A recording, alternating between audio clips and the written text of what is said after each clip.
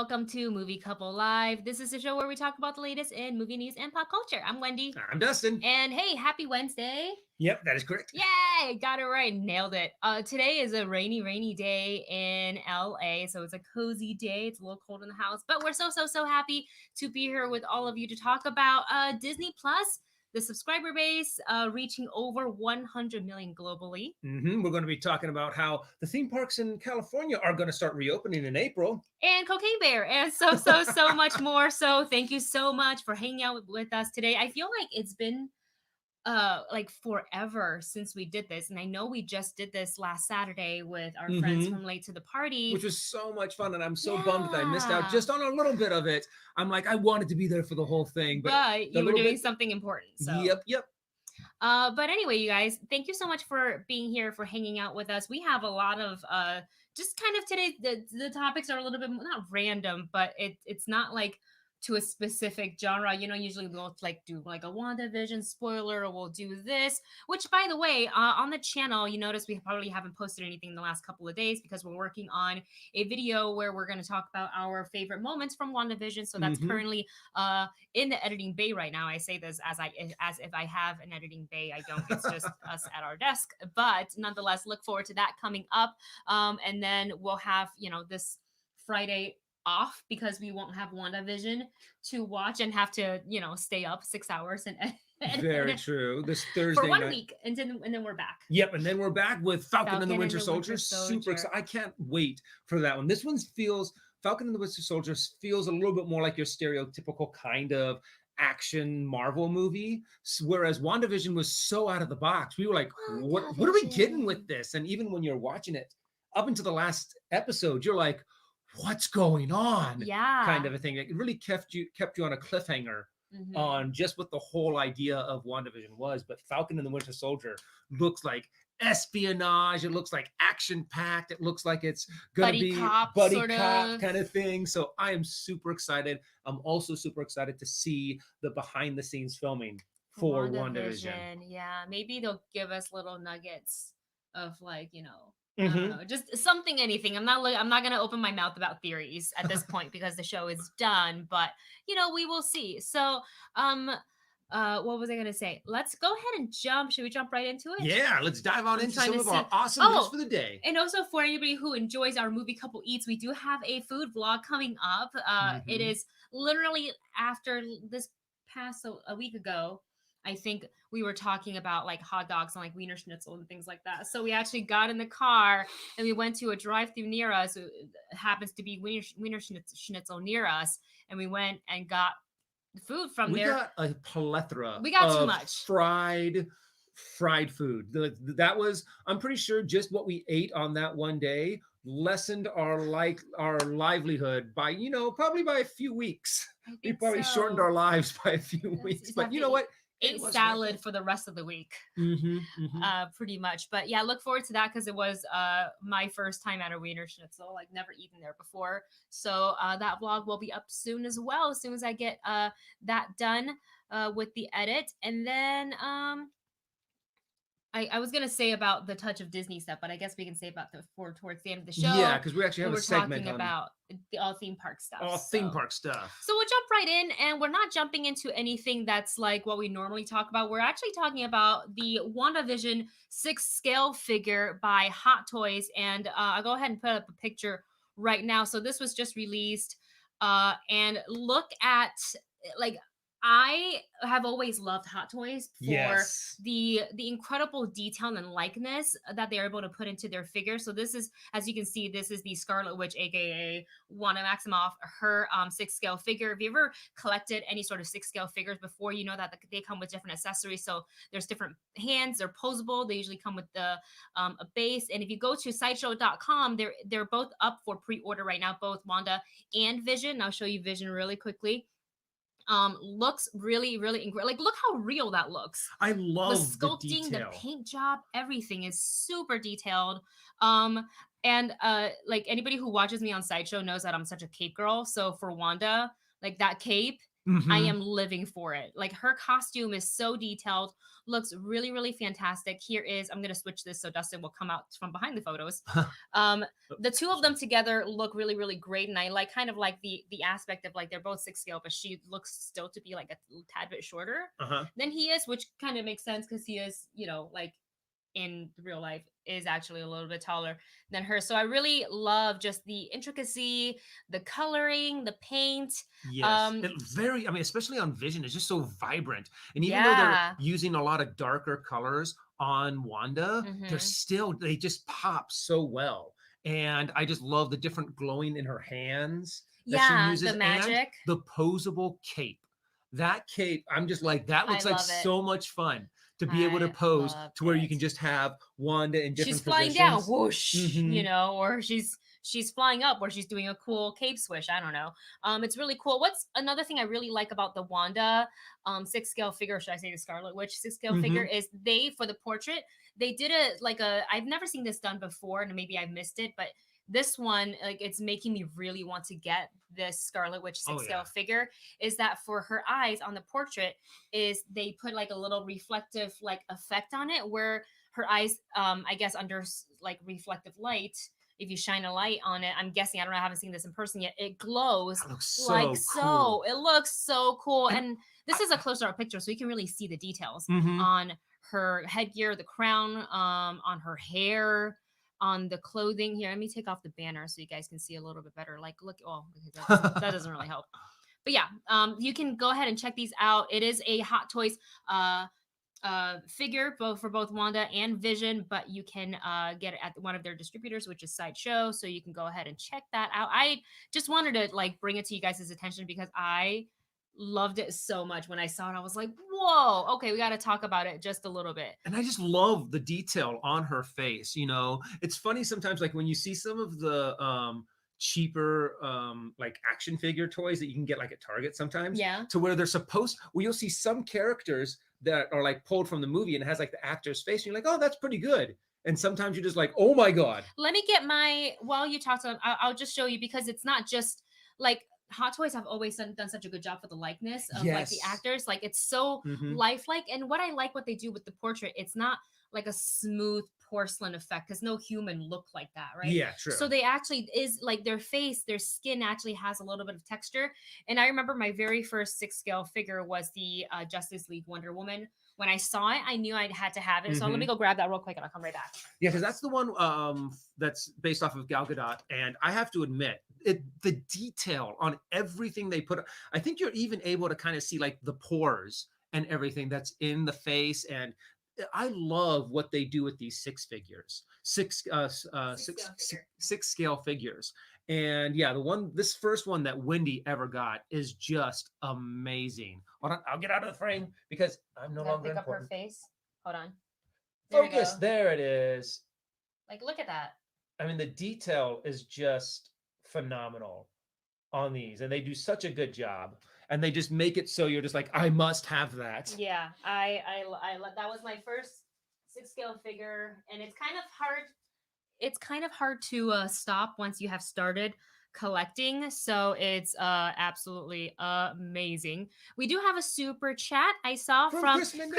Welcome, Chris. Welcome back. Oh, hello from the Orlando airport. Wow. Wait, don't watch us on your trip. Go enjoy your trip. But you guys, Chris's choice for today.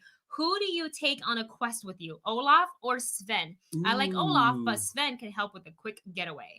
Very true. On a quest with me. On a quest. Sven would be a little bit more helpful. Yeah. I think. Yeah. Because Olaf's not helpful, I don't think. Well, Samantha, I mean, he doesn't have like any kind of, if you take him someplace hot too, he's gonna melt. No, he's magic. He can't melt. Oh, I guess he does have his own personal flurry. I think I actually would take Olaf with me on a quest. It's just someone who can keep me company, who I can actually like have like a two-sided conversation with, as opposed to with Sven. Like Sven would listen. He's a great listener. But come on, Wendy. What's wrong with the way I have conversations? But I don't have Kristoff there to kind of translate for me, or Olaf could do that. So I think while if I had to run away from something, I think with Olaf I'd have to really like hide instead of trying to get away. I think I would want the company and someone to kind of reassure me, especially if you saw in Frozen 2 when him and Anna went in that, on that quest Oh yeah, to, that's right. where it was really, really sad, that part. It But was so sad. but they had each other for a little bit, and I thought that was really heartwarming. So I think that's something I would want as well. I think the problem is though, if you went on a normal adventure, if like say if you went on a normal adventure in our reality, there'd be so many people going, "Oh my gosh, what is that?" going up, and you wouldn't be able to get anywhere in your adventure because so many people would be like, "Is that a real snowman? How are you doing this?" Right. But if you had a reindeer, people would be like, "Oh, okay, it's a reindeer," and they'd pet them, and then like you can move on. Yeah. Kind of a thing. Yeah, that's true. I know, I guess it depends on what the quest and the adventure is. It's true. But I think I'm going with Chris a little bit more, and I'm leaning more towards No, Sven. the quick getaway like totally makes sense because it's either you can get away quickly and still be alive, or you can try to hide and fail because Olaf probably doesn't know how to hide very well. He'll and then talking the entire time. We have to. But maybe he can talk his way out of a situation. Or maybe he can just reenact Frozen 1 like he did, funny. And then we can like as he does that, I can like run and get help. And then you just back. Leave. You just leave Olaf. You're like, all right, Olaf, you're a snowman. You can't die. So have fun. How sad. Bye. We have another super chat from Amr. Amr, thank you so much. Amr writes, all this talk about hot toys and their figurines remind me of the Indian in the cupboard or small soldiers. You wouldn't Anytime they come to life. You wouldn't want Thanos, would you? That would be kind of fun. I think that would be funny. You just have this little miniature Thanos walking around going, "I am inevitable." And he's just like, "Why isn't this working?" Like and then we also have a Tony Stark, and you just start seeing them fight each other. Yeah, Tony Stark, and then like Wonder Woman can swoop in. There's your crossover right there. I think that'd be hilarious. That's all to see I think for 6 scales. But that is always kind of the thing, I have Nebula as well. You're always like, what if they started to come to life? And yeah, you had like the Indian in the cupboard / Toy Story / Small Soldiers. I have to admit, Small Soldiers is a very underrated movie. I loved that movie when it came out. Yes. It's one of those ones that you kind of look back and you're like, that was really well done for the time that it came out in. Yeah. I have to watch it again. Yeah. Oh man, well that would be fun. I always kind of think, especially after seeing those movies or like a Toy Story, you kind of think like, what if they did get up in the middle of the night and they like converse? They don't want to do you any harm. They're just. It's kind of like they've gone through the phase that Buzz Lightyear went through, when it's like he really thought he was Buzz Lightyear and he thought he was a space ranger. Yep. And then he finally comes to the realization. So they've already had that moment. So now our Tony Stark and Thanos action figure just sitting down going, cup of coffee, just sipping, set a little tiny 6-scale figure size coffee cups for them so they can have pretend coffee. Oh my God, too much. All right, you guys, we're going to go ahead and move on to our next segment. You guys, thank you so much for your super chats. By the way, you guys are all lovely. Let's see, what is next? Okay, we're going to talk about Cocaine Bear.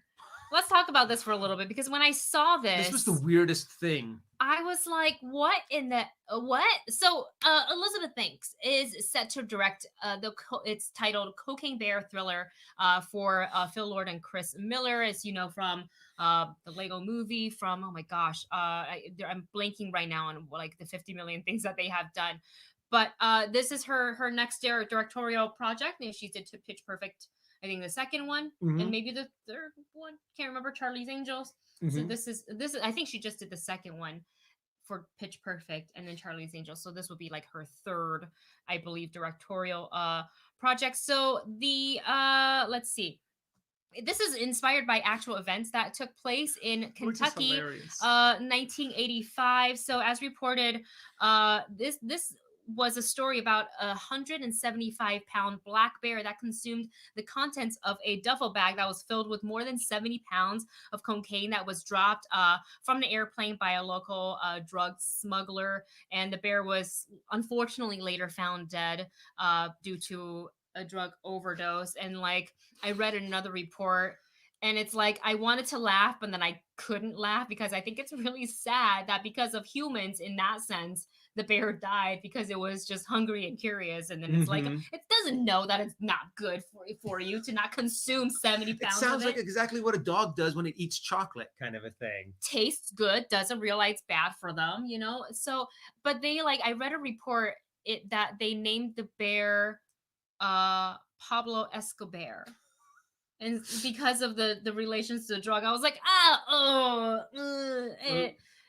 but so the exact plot details of the film is still being kept under wraps, but that's kind of like the event, I guess the story that's going to be based around. So it's going to be interesting how they're going to set that as a thriller, because I think maybe the bear is just a kickoff point, and there's got to be more behind it. So maybe drug deals and things like that. Yeah. So I'm not Well, really sure. I would love to actually see kind of like a spoof comedy thriller, kind of like Right. very tongue in cheek, that where the bear actually kind of they go through like the bear's what is it called, the trip that he's having, and he's kind of just like going nuts on the cocaine, kind of a thing. It's like Oh, so kind a of like a very bad trip. dramatized, like it's inspired by the events, and then that's as far as it goes. Yeah, pretty Mm, much. mm. To where it's a little bit more comedic, but also, yeah, just kind of like a very dark comedy kind of Yeah, Blade says, "Oh dear God, that bear knows how to bark." thing. Yeah, so we will see how it goes, because this is only her. I mean, I feel like Elizabeth Banks has been in the industry a long time. You know, I loved her as Effie in Hunger Games. Yeah. I thought she was great. I didn't particularly love the second Pitch Perfect. I thought I really liked the first one. Out of the three that there were, I like the first one was my favorite one.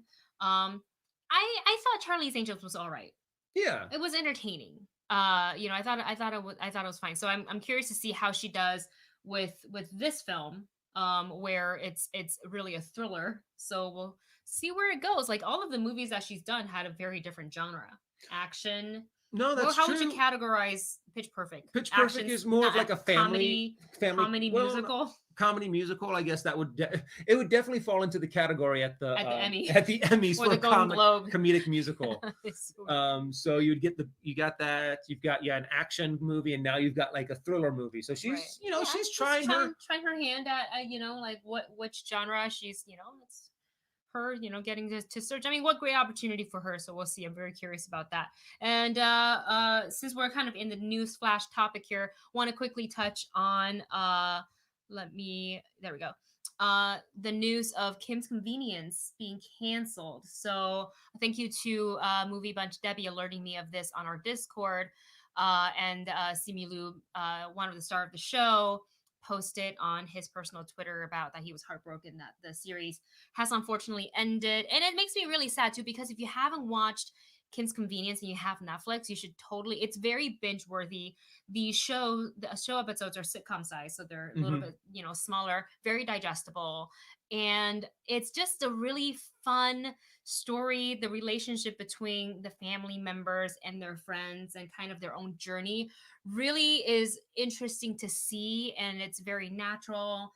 It's hilarious, and I'm really sad that they're not able to, like, this essentially would be its final season. So I'm curious to see where, like, because I'm not completely caught up to see where the characters end up, if some of them will have like a full circle journey, or if Mhm. it'll just be kind of left hanging, Well, and that's you know also, this is also one reason, but one of the things that the article did mention is the fact that some of the disappointment of, well, we're never going to be able to see these characters fulfill their story, or what happens to this character, or there's going to be all of these unanswered questions. And I remember last week when we were talking about WandaVision, someone said, "Hey, are you guys upset or sad that we're only going to get one season of WandaVision?"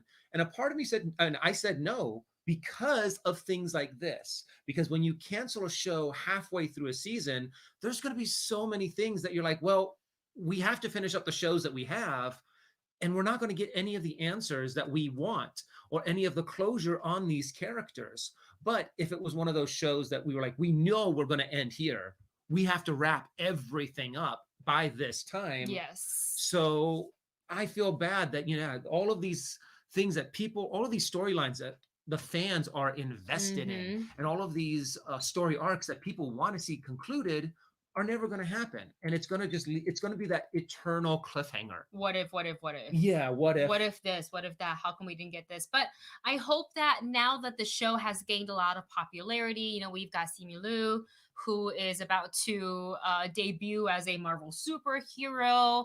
So, you know, and we've seen, oh, I'm forgetting his name, but the actor who plays Appa, we've seen him a couple of times. Oh in a yeah, little cameo in Star Wars. So I'm just hoping that all the actors on the show, we will continue to see them in any upcoming projects.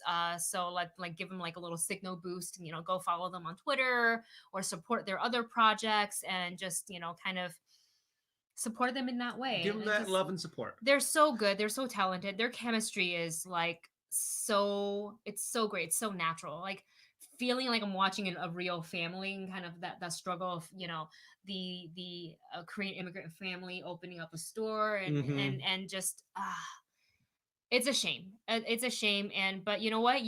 We at least we got 5 seasons, Which is so a good amount for go and a watch. sitcom. Yeah, go and watch the seasons. It's again super bingeable. The characters are super likable. I love them all. Should we move on to our next topic? Yes, next topic. All right, next we're just banging through them today. So next, because we want to get to the main stuff, which is like theme park and food. I'm really excited. There's a lot of news coming out with theme park and food. Yeah. And food. And one of them I kind of want to poke a little fun at. We can't wait to get to it. But this next piece of news, Disney Plus has officially topped 100 million subscribers worldwide, which is it's like it happened pretty quickly. Yeah, they 1 got million. 100 million. That's up there pretty fast. And it's only like it's been 3 years? less than 3 years, because Our thing isn't up yet. our thing has not Right. has not changed yet. That's really like it's huge. Mhm. I think especially, and I wonder, you know, you think about the success that they've had with Disney Plus, and I wonder if the pandemic wasn't like a current thing right now, if weren't living through the pandemic, would they still be hitting their 100 million subscribers because of the shows, especially as of late, of all the, you know, like the Mandalorian, Mhm. and they have now WandaVision with the Mhm. upcoming Falcon and Winter Soldier and Loki, and then we have the Book of Boba Fett coming out, and the Bad Batch and everything.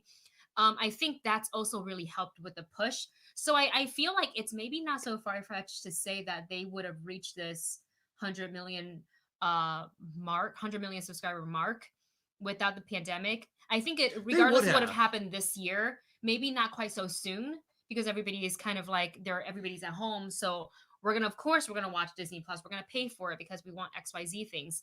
So I think the pandemic helped actually a lot, because people were looking for things to get. People were looking for more entertainment. People were looking for, and at this time, this was right when the pandemic started. Disney was starting to hit, Disney Plus was starting to hit some pretty big things that were coming out. Oh yeah. Especially around, October, when season 2 for The Mandalorian came out. Yeah. And then Disney did all of their, what is that called? They did like their big announcements where they're saying, oh yeah, we're going to be getting Ahsoka. We're going to be getting all the Star Wars stuff. And then also we're getting all this Marvel stuff. So people are like, most likely like, well, yeah, let's join, because now we know we're going to be getting our money's worth out of this. And plus there's all of the Disney catalog there. So it makes sense that the pandemic helped Disney Plus, which is good. Yeah. Because the theme park side of Disney has not been doing so well during the pandemic. Yeah, because you know they kind had to checks and balances. they had to close. So I mean, I feel like I have Disney Plus on in the background a lot when I'm doing things, because sometimes I like to put on like just like a classic animated movie and just have it on in the background, or kind of, you know, checking out. And they have like the little bite-sized things too, like the Marvel Legends. You know, they started with Wanda and Vision, and now they have Falcon and the Winter Soldier to prep us to, you know, for the upcoming show. So I think the numbers are only going to get more popular, especially once the movie theaters gets back to reopening and the release schedule starts to become a little bit more back on schedule again. And then people are going to, once again, especially I think before Doctor Strange, we're going to get a surge of subscribers to Disney Plus, because, you know, by then, 2022, I like to think that we would be on towards the light at the end of the tunnel side of this pandemic. So people are able to go back to their jobs, theaters are able to reopen, and by that Yeah. time people are excited and they have a little bit more of a financial stability. So then they would maybe, be able to subscribe to Disney Plus ahead of Doctor Strange 2 to watch WandaVision, to be like, what is everybody talking about? This show, all the theories are going to be this, there's going to be that. Like, let's watch it. And that's nice too for the people who does that, to kind of be able to go into Doctor Strange 2, just having just a little bit more information on Wanda Maximoff and how she became the Scarlet Witch. And I think this is also a really cool way to do more backstories through Disney Plus, because I know, like, for example, when we first saw Star Wars Rogue One, we had read the book Catalyst.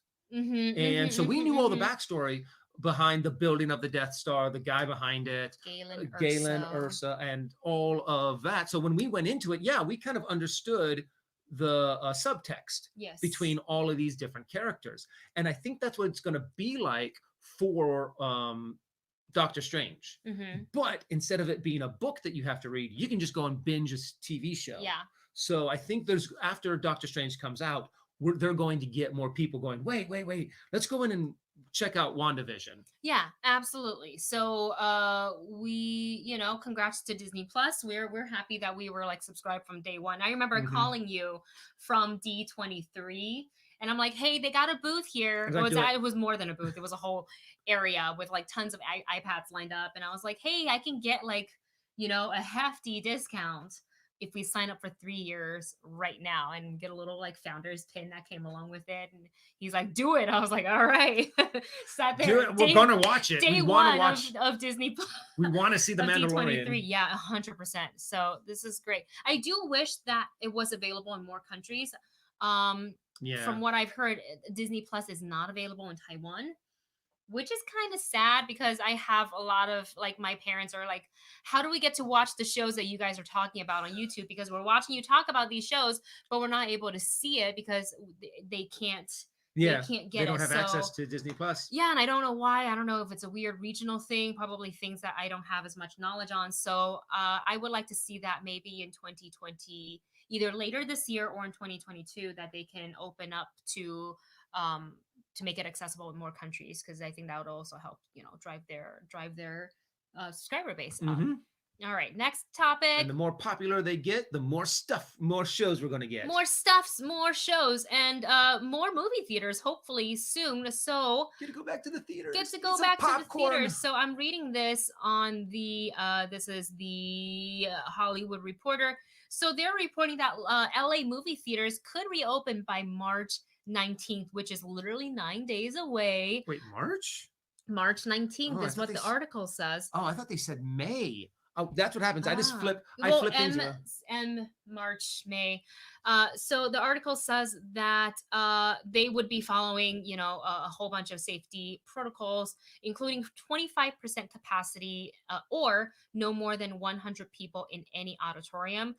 100 people, I feel like indoors is still a bit too much for me personally. Especially if it's in March. If it was in May, correct, I think I'd feel a little bit more comfortable. But the fact that this is like, they're planning on doing this in 9 days. Right. I'm like, guys, that's a little, me personally. Right. Me personally. Based on our personal preferences. That's a little soon.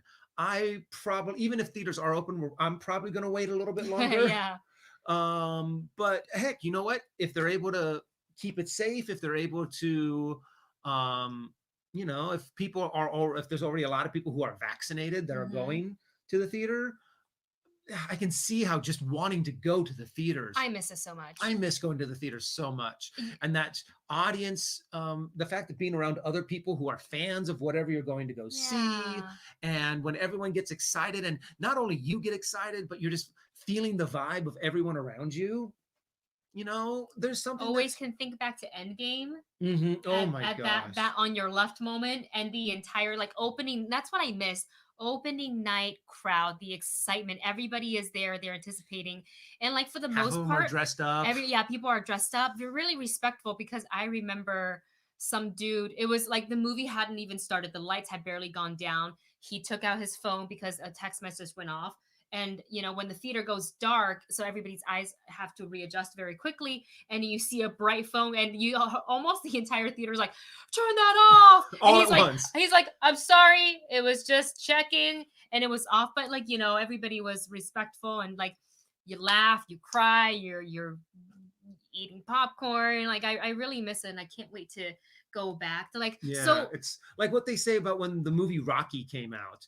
During the fight, the entire audience is going Rocky, and just that crowd mentality of just being excited. And when you're going to like the Super Bowl kind of thing, you have 50,000 people cheering, and it's that kind of just exhilaration that is it's very well missed. And we know that the theaters, I believe, correct me if I'm wrong, movie bunch who live in New York, I believe that theaters in New York opened last weekend already. There are a lot of places that are already opening up. Yeah, so let us know in the comments, like, how if you've gone and how that experience was for you guys, because I'm really curious. Like, I don't think I'm gonna go back to the theaters. Oh, I don't even know what would be playing in the theaters. Yeah, Late to the Party has gone to a couple of those. But they're in Arizona, so it's different tier. Like, so our tier here in LA, it's pretty strict. So we had gone from, I think it's like the purple tier, and now we're coming down to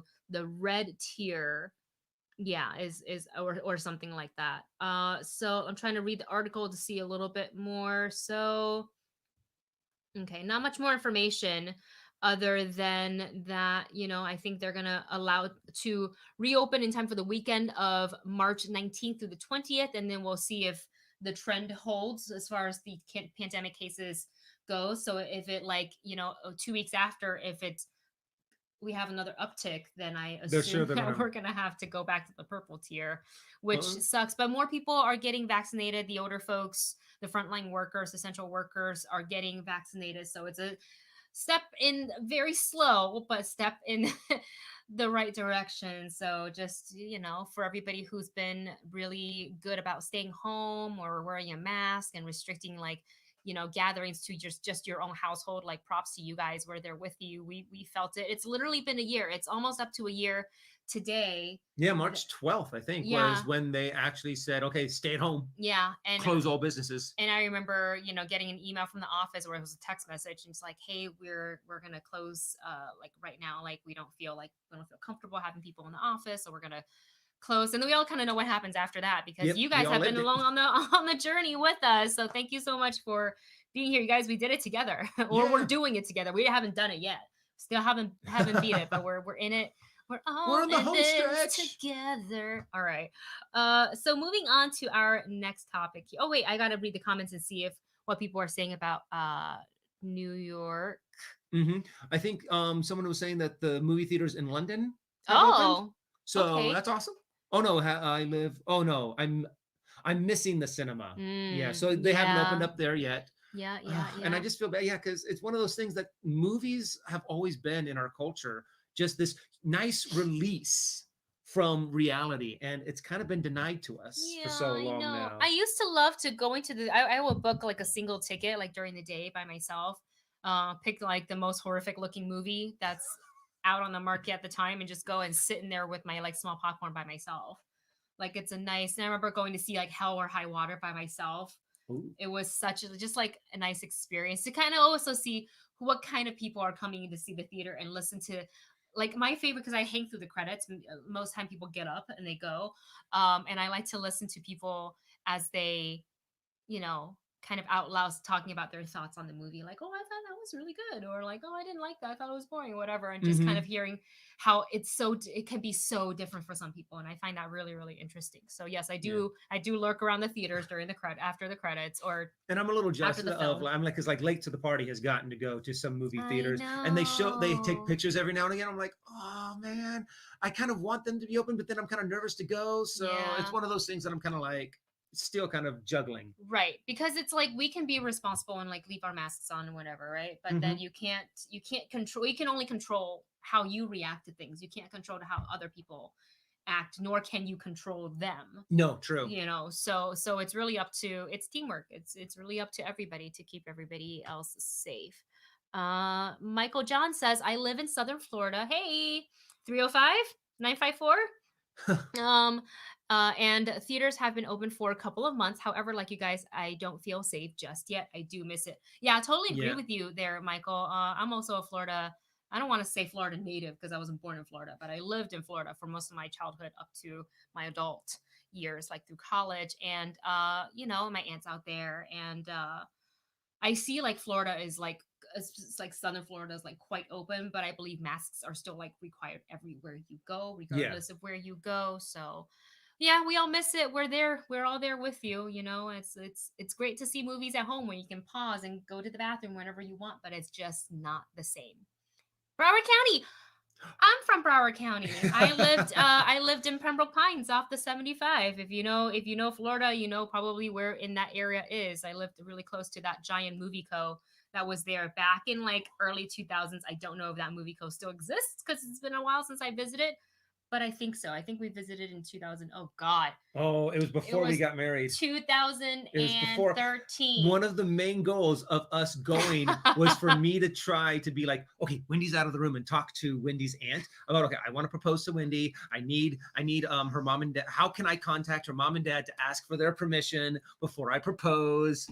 Kind of a thing. Miami-Dade Michael. Two Michaels from Florida. Nice. So yeah, it's been a while since we've gotten to go down to Florida. Yeah. So when we can travel again, Florida, Yeah. here we We want come. to go back and see my aunt. We want to go to Taiwan. Oh, we've got so a much lot of traveling travel to do. plans. A lot of traveling to do. Yeah, we gotta figure that out. All right, guys. Since we're talking about traveling and all the, oh no, we're talking about movie things, movie theaters and things like that opening back up in LA. So we might as well talk about our one of our favorite topics, which is theme parks. So let's go ahead and Woo. talk about Disneyland and Universal Studios Hollywood to reopen in April, and it's looking like, which is kind of funny, that Disney and Universal, Disney first, Yeah, did Disney like the announced it whole first. Touch of Disney food and beverage event that is happening from March, I think, 18th through mid-April-ish, and that's taking place at California Adventures, which is across the way from Disneyland. If you kind of, it's all across the gateway from each other, I guess.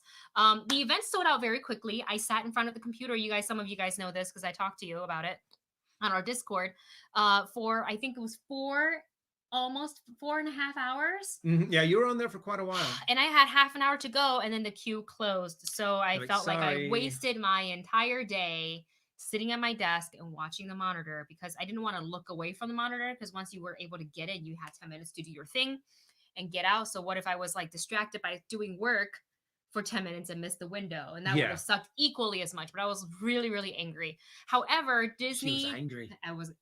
She's angry. I was angry. She just got this. I just got this. It is super cute. This is like her mood squid. My mood squid. It is my mood squid. Mhm. Octopus. Mood octopus, but mood squid. Mood squid sounds cuter. Mood squid, but no, she's not. I'm not mad. She's happy. I'm happy. Like that. Okay, so Disney announced that they would be opening in April. Late and April. I believe it's still going to be at a limited capacity. I've read different reports, and a couple of them read differently, but like some said 15% capacity, in which case that is very low because Disneyland itself is already smaller than what you would see, like, for example, at Disney World. That's huge, like a lot of real estate at Disney World. Disneyland, not so much. So 15% capacity is like nobody. Unless you have some special connections. I'm Just guessing that it's going to be very hard to get tickets once Disneyland opens at 15% capacity. Yeah. And I'm pretty sure what they're actually treating this as is more along the lines of what is that called? A soft open? What is that called when a business? Soft opening. A soft opening. So they're kind of like, okay, what works, what doesn't, how can we do lines? If we can do it at 15%, then we'll move it up a little bit. 25. Yeah, some of the articles said 25%, and then I read somewhere else that it said 35%. So I don't know if that's kind of like the start, middle, and end, or maybe they're settling on the 25% capacity, which makes sense because I think that's what Florida is operating on. But either way, excited to know that at least the theme parks will be reopening, which means that the employees can go back to, some of the employees can go back to work. Like, they've been furloughed for almost a year. I know it's been tough on a lot of people.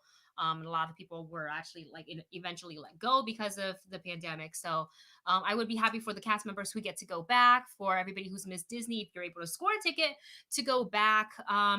I don't think Dustin and I are even going to try, especially after the event of our experience with Touch of Disney. It was it was a lot. So if we can't go back, okay. So Chris Mendez is in our chat. Chris's awesome. choice says that 15% is only 12,000 people based on the park's capacity, which is still which is sizable amount. Which isn't too bad, yeah. Especially when you're working with crowds for the first time in a year. 15%. That it's kind of like, let's start small and work our way up. If we end up at 15%, it's like, we got this. These last couple of days, this last week of 15% has been easy. Let's bump it up to 25. Let's see if we can deal with a little bit more. Yeah. So I'm glad to see that they're starting small to work their way up. Yes. Even though I'd love to be able to just go on in, but I'm also just really curious on what they're going to do with their annual passes, because we still haven't gotten. We got the refund. We got the refund right. from our annual pass, right. and we've got the email saying that you'll be the first to know about information for the annual pass because we were previous annual pass holders. Correct. Like they called us like the legend whole pass holder, because like they sunset the system or something like that. Some very pretty sounding name to make us feel important. But I think the decision will come. I don't think they expected this to happen so quickly. Yeah. Because otherwise they could have, not sunset the whole pass holder program and just kept it running. But at this point, what's been done has been done. So they've been revamping it. I'm sure we will hear about it once they move closer. That's still like a whole month and maybe in some weeks away from the park actually opening. So how about you, Navi? Do you want to go to Disneyland? Navi, ready to go back to Disneyland? Go back to the kennel. The dog kennel at Disneyland. She's like, I don't like it because there's fireworks. Yeah, she doesn't like the fireworks at Disney. Yeah, when we go to Disney with Navi, we have to make sure we leave before the fireworks show or after it's done, because if she's out, if we have her on the leash and the firework goes off, she is just like, she's not okay. She doesn't like big noises. Mm-hmm. The monorail scares her. If you've ever been to Disneyland, on the plaza there, as the monorail comes, like the first time she was there, she's like, what is that? She crouched like belly to the ground. I felt so bad for her. We eventually just picked her up because she was shaking like a leaf. So yeah, she's a little sensitive being. We have a super chat from Cameron. Cameron Andrews, thank you so much. Thank you so much. Cameron writes, what is your favorite animated film of all time? Mine has to be the highly underrated Prince of Egypt. We just watched the clip from it the other day. We just watched a couple clips from that. That's so funny. And Prince of Egypt was pretty big, and I think it's still. I mean, it's still Prince of Egypt. I would debate you on whether or not it's underrated, because there are a lot of people who love that movie. But I think it's the older generation that grew up with it. I think the kids nowadays, they wouldn't know it unless we showed it to them. But I love the animation. I love the music. Mm-hmm. What's that song that was it Mariah Carey and Whitney Houston that did the song? Let me look it up. Let me look it up while you talk about your all-time favorite animated film of all time. And you guys, if who's watching live, please go ahead and list your favorite animated film of all time in the chat as well. And I want to also take the time to say thank you to Deanna for checking us out. Deanna writes, my husband and I are fans and watch Loving the WandaVision reaction with you. Thank you. Yay. Hope you stay tuned for Falcon and the Winter Soldier. So we'll be doing those as well. Well, there can't be miracles. Thank you, Blade. Yes, I have Blade, to come admit, through. It is really tough to ask my favorite animated movie of all time, because there's a lot, and there's ones that I have for nostalgia. Yeah. One of my most nostalgic animated movies would probably be The Hobbit. Oh, what a good choice! That version of that movie, of that story. I think it was done brilliantly. They told all of the parts that were the most important, and I thought the animation did an amazing job on telling the story of that book and summing it up and putting it in a way that could fit into an animated movie very well. Yeah. So that's probably my biggest nostalgia movie. Okay, you go. Favorite animated film? I'm going to default to Disney because I did watch a lot of it growing up, obviously. I will probably say favorite animated film. Oh, it's really hard for me to pick between The Little Mermaid and Aladdin. Aladdin is up there for me too. I loved both. I was fascinated, like obsessed with the Little Mermaid because I wanted to be a mermaid and I thought, oh my gosh, she's so cool. And obviously as I got older, I was like, wait, she's giving up her like whole princess life, this amazing life under the sea, gifted with a beautiful voice to chase after a man that she's only seen from the side of the ship. Mm-hmm. That she doesn't know anything else. I mean, he's good looking, Heard sure, him talk but a little bit, I guess. yeah, he's got a cute dog. And so like there's, like as I grew up, I was like, oh, wait a minute. It's kind of like when you rewatch Grease. Like when you're young, you first watch Grease, you're excited about the music and you're like, this is great. But then you're like, wait a second, she completely changed who she is to satisfy the man at the end, kind of thing. She gave up her voice. And same thing with Ariel. Yeah, she gives up her voice, gives up her family. That's gives what up I mean. So Yeah, much. yeah. And it's like, but it's when you're young, you still love it. But I have to go with your second one on there too, Aladdin. Yes, Aladdin was made such an impact on me when I was young, and I loved the music. I loved Robin Williams. I was a huge Robin Williams fan at the time. You ain't never been a friend like me. Seeing him in an animated movie like that just made me go, good. Yeah, Robin Williams. He's so good, like iconic. I also want to give Ricardo the shout out here for your pick. I can't believe I didn't think about The Last Unicorn. I'm surprised that you didn't say The Last Unicorn. Why? It's because I'm getting old. Yeah. That memory's going. I don't even think I have The Last Unicorn on Blu-ray. I think I had it on DVD. Oh, yeah, no, we have a couple. VHS. I think I had it. Okay, it was a really long time ago when I saw it. I thought we had it on DVD now. Are you thinking of the Never-Ending Story that I found in the Blockbuster? That's how long ago since I got it. The Blockbuster like sales bin. I gotta look. I feel like I would have The Last Unicorn on either DVD or maybe Blu-ray, but I feel like maybe I had it on VHS. And if that's the case, I actually don't have it anymore. God, I was obsessed. Yeah. I was obsessed with that. Oh my gosh. So good. Thank you for bringing that up. The Last Unicorn.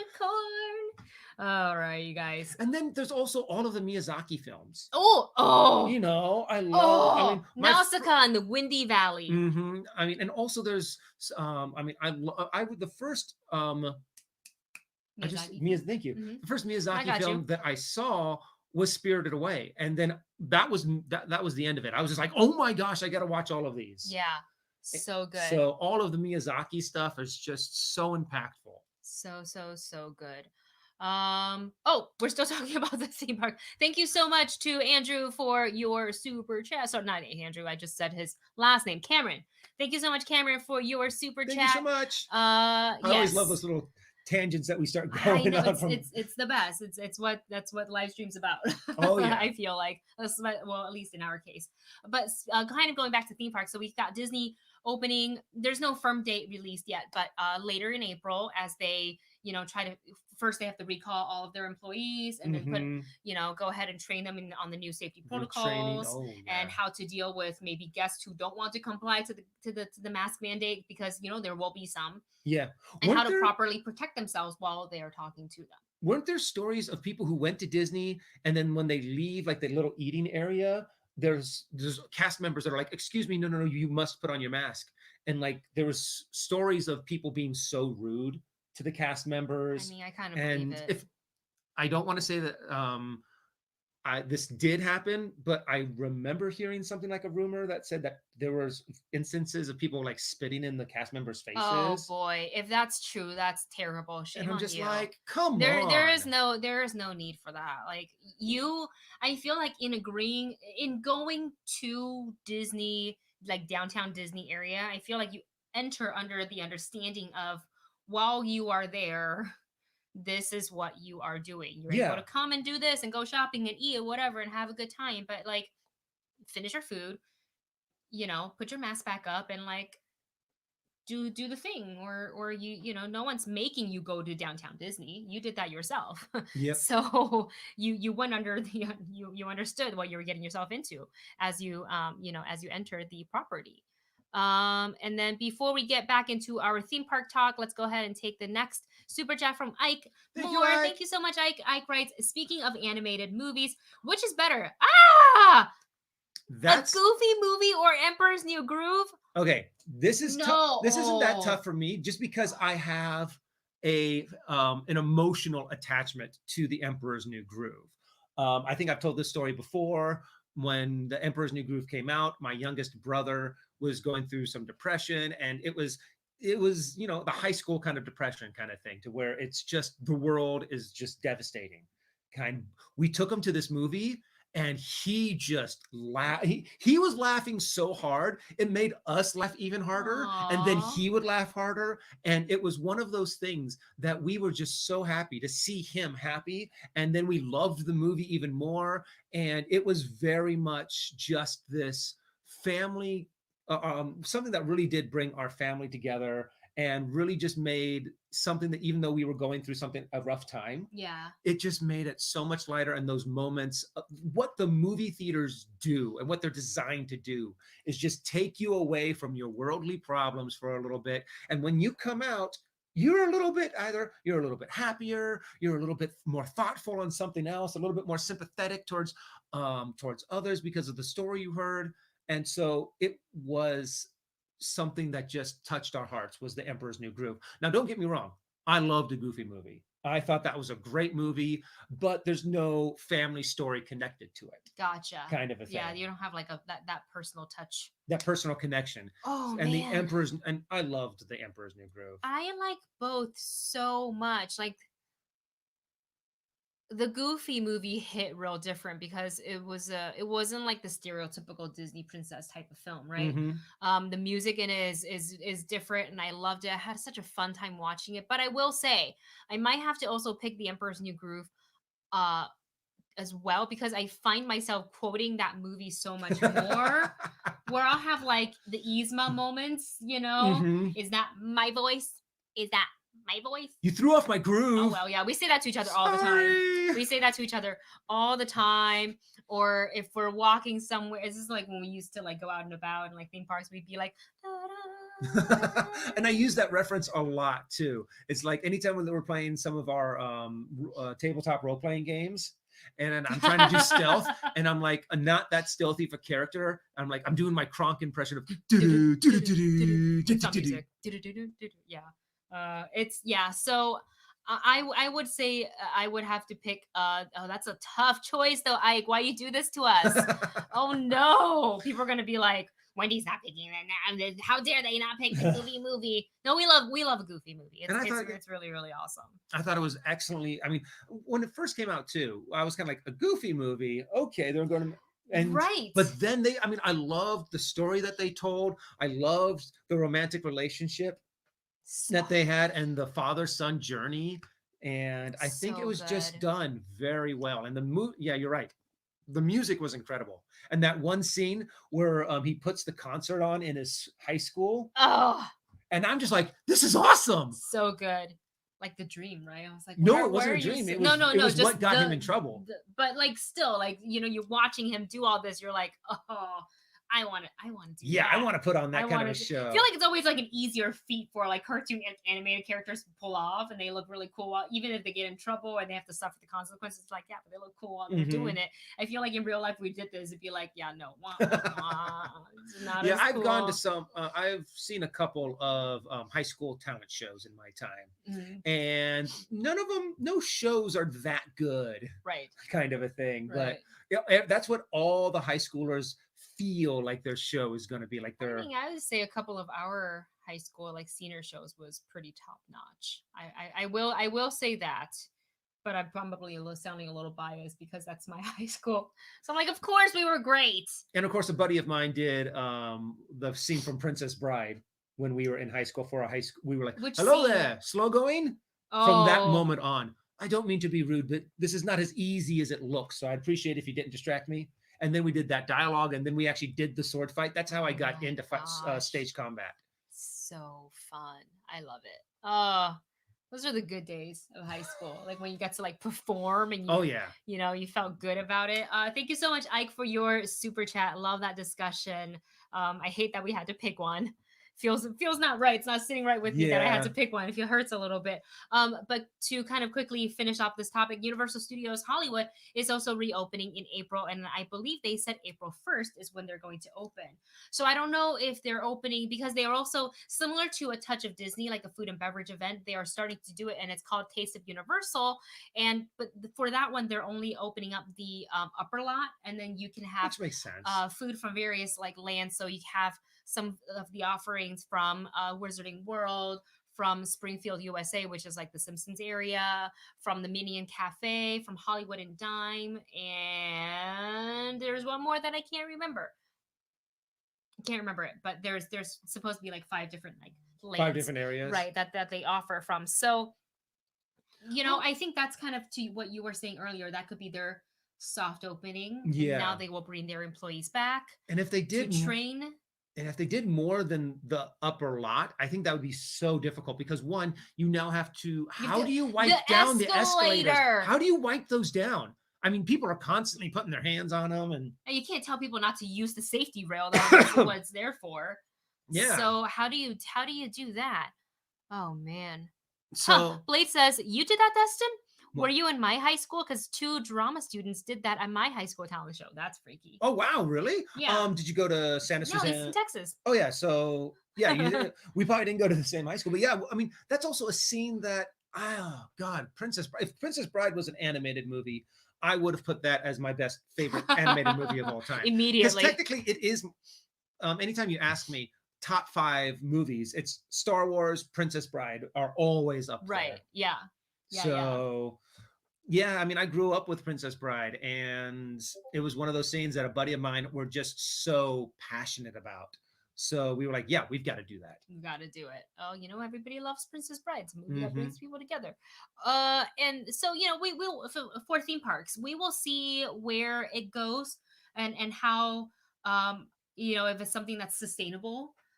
Assuming that we stay in the red tier here in California, and because if we go back up to purple, then they'll have to shut everything down again, which would be a huge bummer for especially the employees. That's like, I get to go back to work. And I'm kind of thinking for the entertainment aspect of it, because I think I read on one of the many articles that I try to peruse through before our show for Universal that they'll, at least for like a touch of Taste of Universal, they'll have also character meet and greets.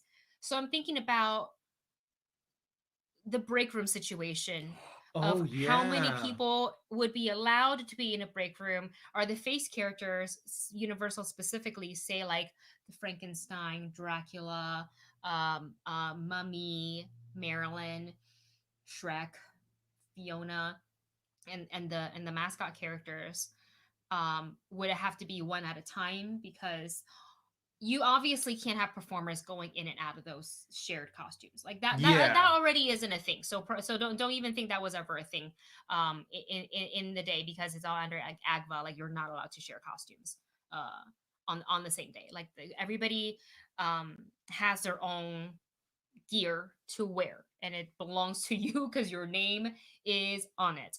So in that aspect, like, there's no like sharing of that going on, but I just wonder about shared spaces. Yeah, because it's not just the guest that you have to take care of. You have to take care of all of your employees. How do everyone take their lunch breaks? Because before, where they took their lunch breaks wasn't designed for social distancing. Right, it's just for us, just actual social thing. If you want to eat with everybody, you eat with everybody. Like say if a Marilyn does go out, does she have a mask on? I mean, it would make sense. Or would it be social distanced, as in Maryland's on like this kind of like raised platform, and she can take photos, and then the people would be with their masks on, ahead of her, kind of how they do the Transformers. They might not even have. Correct. They might not. We don't. This part we don't know. But I did read that for Taste of Universal, that they will have characters. Okay. So I just wonder how they're going to deal. Everybody gets their own area. Yeah. And they'll have to stagger the times, so only one performer is in this room at the same time, and then you bring in a third cast after this amount of time. It's gonna be a little bit more of a juggling act for the people who are coordinating the event and the scheduling for entertainment. But we hope that they keep everybody super safe. Michael here is saying Horror Nights coming back to Universal Studios later this year. It's been confirmed. Very curious to see how that's gonna go, because those haunted houses are they're Super small, and cramped. they're, like, it's not easy to just go and build everything outside. So I'm curious to see if they're going to go the traditional way of building the mazes, or if they're Hmm. going to go, a slightly different way, or how, if they're going to need to limit capacity, so they have to start the event earlier in the year and end it past Halloween. Probably. So give it a, I mean, it's great money making opportunity for the performers, Yeah. I'll say. And I personally think by October, we should have a pretty good handle on this. I hope so, guys. Fingers crossed kind of thing. Because, yeah, they say that we should have enough vaccine by the end of May, give it another month. So probably by the end of June, everyone, July even, Fingers should be crossed. vaccinated. And then also there's that summer to help it kill it off a little bit more. So by July, August, September, yeah, October. Yeah. That, well, technically it probably should start around September, because Mhm. that's when Horror Nights usually starts doing their training. Yeah. So I could see it. I could see it Yeah. all happening. This year, 2021 is going to be kind of like starting up the car that hasn't quite been started up for a Takes while. a couple so like, of turns. so you have like a few little sparks in the first drive. You're just kind of taking it around the block to make sure it still works, and then Right. slowly Warm it working up. your way up Yeah. before you do the whole, cross country, Yes. cross state lines kind of thing. Yes, exactly. So, it's overall all good news. Everybody can continue to respect the rules of, mask wearing when you're in public places and crowds, and social distancing. And most of all, take care of yourselves. Wash your hands and don't touch your face. Like, you don't get, just as a basic hygiene. It's less opportunity for you to get sick regardless of the Yeah. pandemic. Well, So and that was also another thing. I remember seeing stats, the fact that this in 2020, the flu, just no one had it. because nobody went out, and No one went out. Everyone had wore masks on, and it was just the fact that, yeah, it was like non-existent kind of Yeah. a thing. And they were just like, yeah, it's because people were washing their hands, keeping Exactly. masks on, and staying away from each other. Exactly. Well, you guys, we've come to the part of the show where it is our final topic, and we are talking. I hope you guys stick around for this.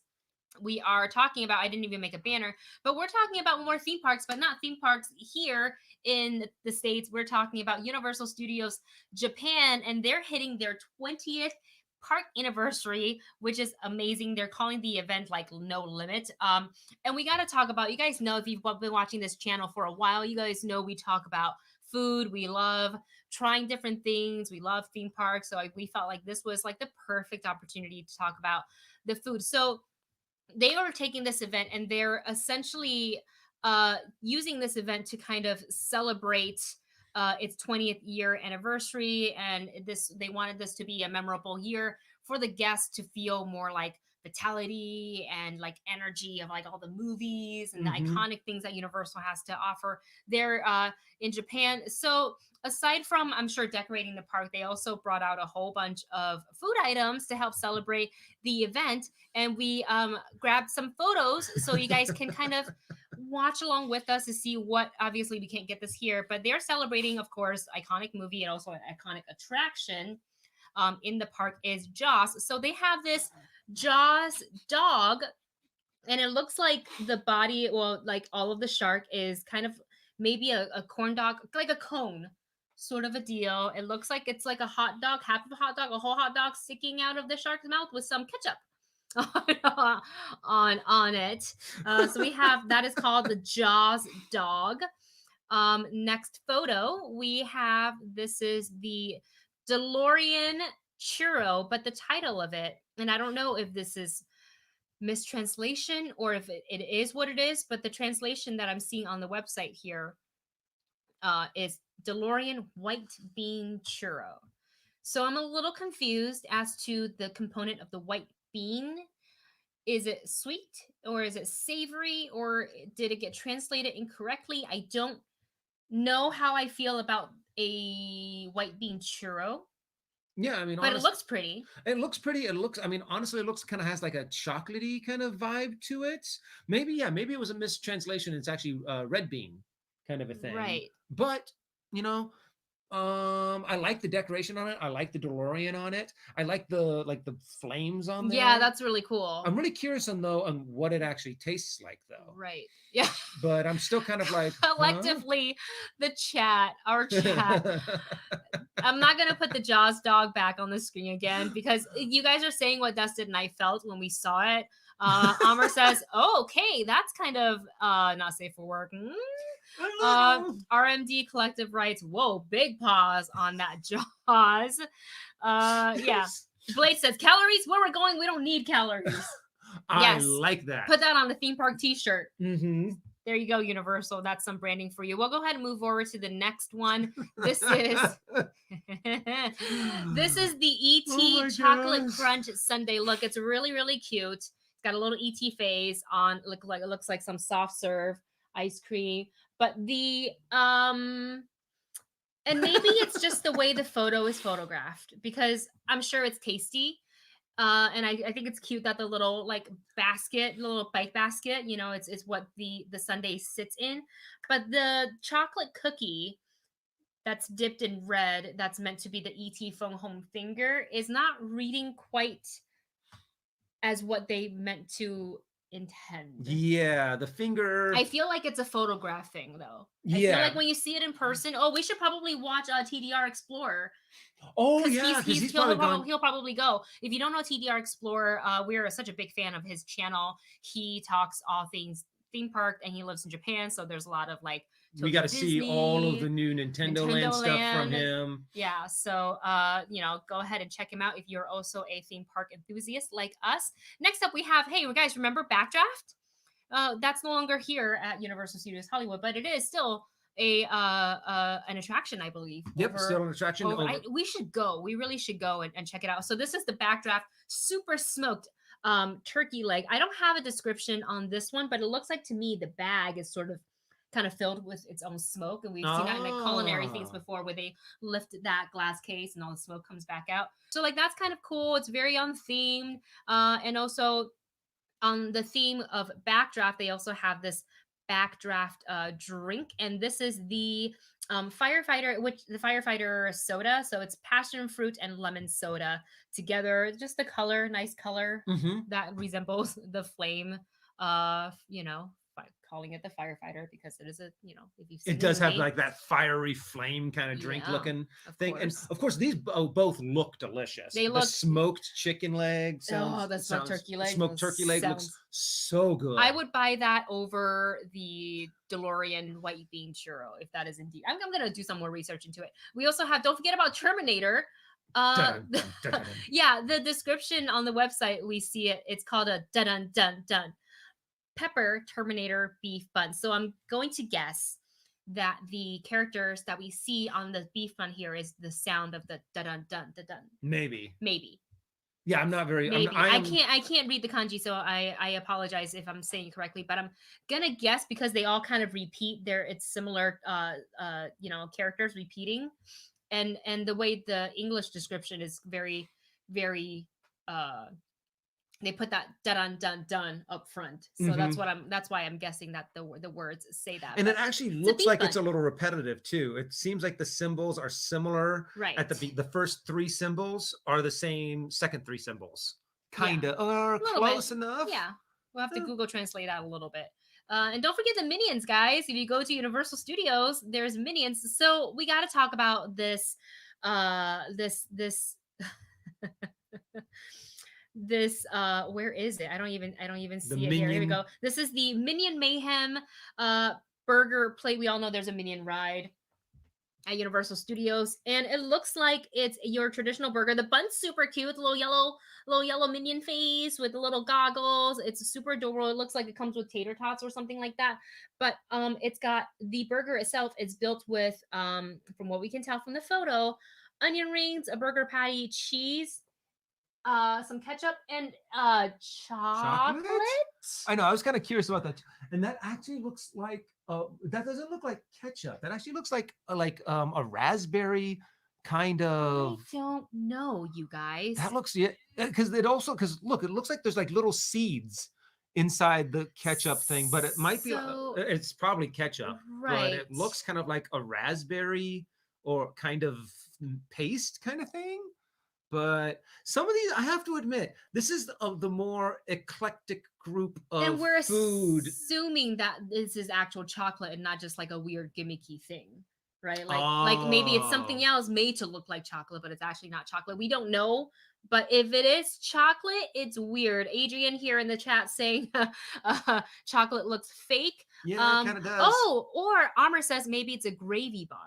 Oh, that would make more sense. That to would me. make a lot more sense. That would, and honestly, that would actually taste hamburger, really like a good. hamburger steak. Yeah. Oh, okay, that makes more sense. And then we also have Gmat here writes, yes, you are correct. It's the katakana version of Dan Dan Dan. Oh, okay. Yay! So yeah, that is just some of the movie-related food items, kind of themed after some of the rides that are in Universal Studios Japan. That's some of the food, but we have some more, and these are just more generic theme park celebration food as opposed to themed after a movie or a ride. So we have this one here. This one looks so weird. This one is interesting. This one is called the 20th anniversary pizza cake set. Is it pizza or is it cake? I'm gonna hope that it's like layers of cheese, mozzarella cheese, that's in the set here. With it looks like large, like a whole tomatoes and maybe some olives. I think that's what they are. Yeah, they look top, like. So it's made to look like a cake, but it's actually pizza. Which I just find that weird that they would actually go the pizza cake kind of thing, as opposed to just go for a cake or go for a pizza. But that's interesting. Look at also the cups. It looks like those are side salads. Yeah, they're side salads, and I also see in the back there are some fried. It looks like French fries and maybe chicken fingers or something like that. I wish there was this is available at the Louis New York Pizza Parlor. I want to go ahead and see if TDR Explorer already did a thing on this, because he's there in person, so he can give us a little bit more insight. Yeah. So we'll check that out. And we also have a couple more slides to go through. We have this one here, and this looks like something I would totally order. This is the Universal Studios Japan stewed beef curry set. And you know what? This looks like This looks like the most common thing. I'm like, they would have this on almost any menu or a version of this, and this is the one I'm like, oh, okay, this actually looks like something that I would want to get. Yeah, and all the other things I'm kind of like, so good. What? Well, talking about what, we have just one more slide here, and we saved this one for last because we thought we really talk about this. This is called the American Dream Burger Set. So let's go ahead and just break this down a little bit, because I felt like if I were to order this, I would have to actually break this burger apart to eat it, because it's wow. Okay, so from the bottom up, we got obviously our buns. It looks like we have a burger patty topped with a little bit of sauce, tomato, lettuce, and then topped with a chicken finger strip, a fried chicken strip.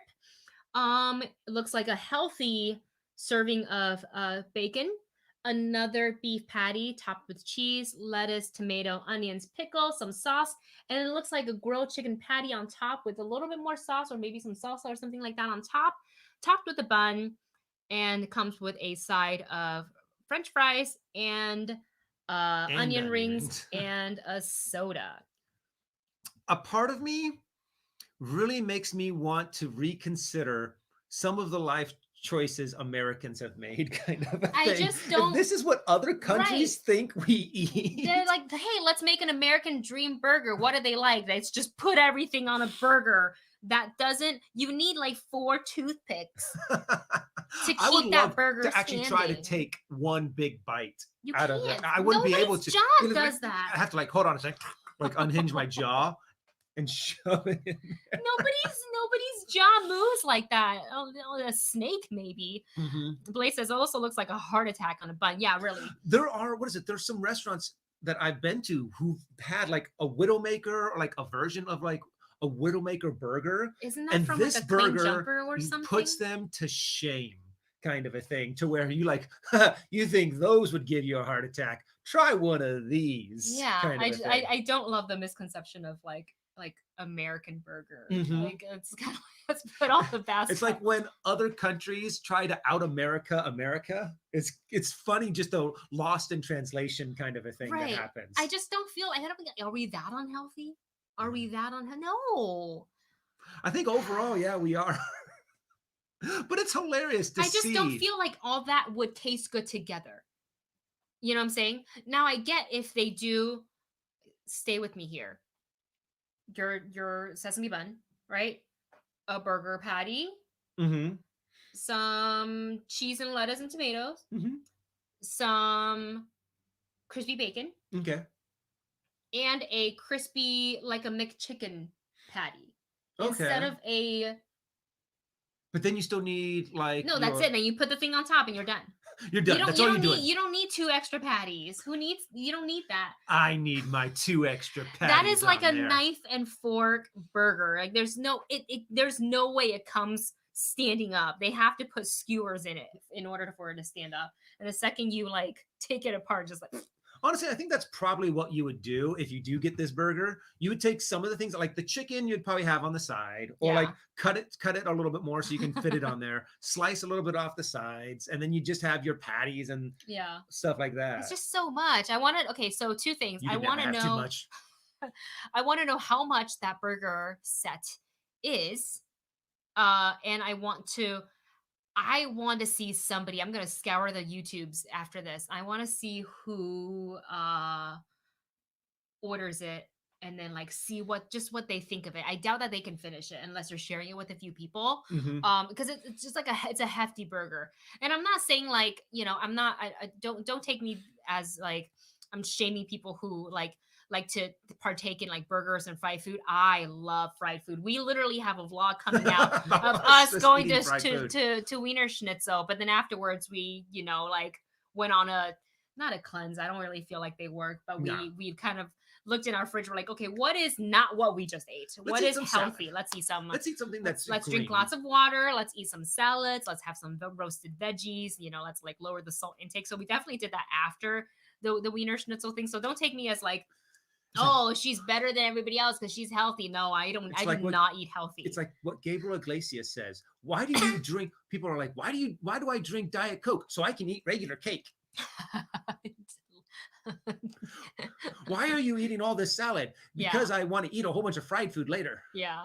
Adrian says, I'm just going to take all that meat from that and get my rice, right? Get some gravy, just get your hamburger steak, and you can have your chicken on the side. You got 3 meals right there. Perfect. Yeah, really, yeah. Take some Tupperware. Just buy a side of rice and be like, okay, here we go. Yeah. Here's a meal for everyone in the family. You get a chicken. You can have the hamburger. We'll take the bacon over here. So. Can you ask for like extra bread and pay for extra bun? You can literally build 3 more burgers out of that. That's probably the way to go. Anyway, you guys, that is it for our live stream. Thank you so much for hanging out with us as we talk very ridiculous topics today, such as theme park foods and why we want to try them. If you're watching this on the rebroadcast, let us know. Hope you were, commenting along with the show. A lot of really great super chats today with a lot of questions. Ike Moore had a really, really difficult one talking about, can you pick between Goofy Movie and Emperor's New Groove? Chris had a really fantastic Chris's choice as always. Great question. So hope you are commenting those in the comment section below if you weren't here for the live stream. And of course, let us know in the comments or in the chat what you thought of the Universal Studios Japan 20th anniversary food items. And like out of all of it, what is the one that you are most likely to order? What's the one that you're most likely to order? I think you said already turkey leg, right? Yeah, I would be getting that turkey leg. I would. It's something that's smoked and savory like that. I'm kind of like, yeah, that's my jam. I would, the weird like ET phone home finger aside, I would 100% order the ET sundae.